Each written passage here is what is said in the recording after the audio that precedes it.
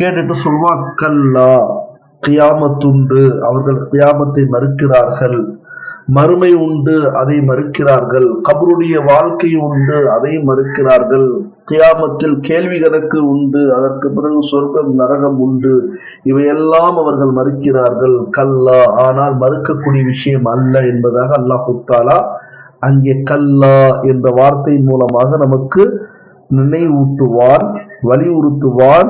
மார்க்கத்தில் இது எல்லாம் இருக்கிறது. கபருடைய வாழ்க்கை இருக்கிறது, இறுதி நாள் இருக்கிறது, இறுதி தீர்ப்பு இருக்கிறது, கேள்வி கணக்கு இருக்கிறது, ஹிசாபு கிதாப் இருக்கிறது, சொர்க்கம் நரகம் இருக்கிறது, நரகவாசிகள் நரகத்திற்கு செல்வார்கள், சொர்க்கவாசிகள் சொர்க்கத்திற்கு செல்வார்கள் என்ற நீண்ட ஒரு பயணம் இருக்கிறது இறந்த பிறகு என்பதாக சில படங்களை நாம் பார்ப்போம். மறு ஜென்மம் இல்லை, மறு ஜென்மம் இருந்தால் நான் இப்படி வருவேன், இப்படி இருப்பேன் சொல்லுவாங்க. மறு ஜென்மம் என்பது இது ஒருவேளை மறு ஜென்மமாக எடுத்துக்கொண்டால் இது மறு ஜென்மம் தான்.